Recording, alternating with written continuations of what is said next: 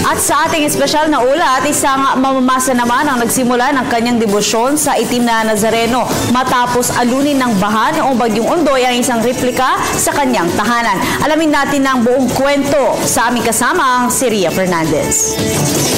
Tuwing Enero, inaantabayanan ng mga deboto ang isa sa mga pinakasagrado at pinakamalaking pista ng simbahang Katoliko sa bansa, ang pista ng Poong Itim na Nazareno. Tampok sa naturang pista ang pagpasan ng mga mamamanata sa imahe ng Itim na Nazareno. Pinaniniwalaan kasing milagroso ito at natutupad ang mabubuting kahilingan ng sinumang papasan dito. Tulad ni Reynaldo Biglang Awa na naniniwalang didinggin ito ang kanyang hiling ngayong taon para sa buong bansa. Wala na sana yung mga talaga nangyari sa Yolanda. Wala tayo mga magkakaisa. Sana makita ng gobyerno yung mga nahihirap. Yung mga deboto na halos nakita niyo naman, di ba? Parang ganun lang. Para sa akin. Hindi para sa akin lang. Hindi para sa akin.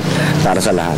Kwento ni Reynaldo, nagsimula ang kanyang debosyon sa Itim na Nazareno 4 na taon na ang nakararaan. Naundoy kami, no?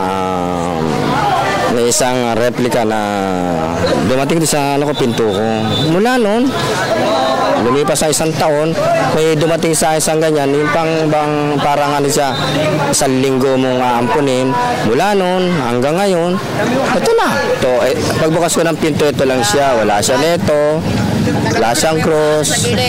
Tapos yung mga damit niya, binili ko sa Quiapo, binili ko sa Manawag. Ito, pinag-aksaya namin ng panahon. Yan, mula niya, ito na siya. Naging malaki na siya. Tapos meron pa isang maliit na junior. Ito siya. At dahil umano sa magandang idinulot ng kanyang panata sa kanyang buhay, naisipan niyang ibahagi sa iba ang kakaiba niyang karanasan. Noong 2012, nagpasya sila ng kanyang pamilya na imbes na motor ay magpupundar na lamang sila ng kanilang sariling replika, kasabay ng pagbuo niya sa grupong Nama Santa o nagkaisang mamamasa ng Santa Barbara Gulod mula sa Novaliches, Quezon City. Ang araw, nakiki-chapter. Ngayon, nung tumagal, napag-isip-isip ko na magtayo na ako ng sarili kong replika, sariling pangalan para ipagalaw sa mga kabataan, lalo na mga kabataan ngayon. Nakita nyo, maraming hindi na natin maintindihan saan sila patungo, hindi natin malaman kung saan sila magsisimula.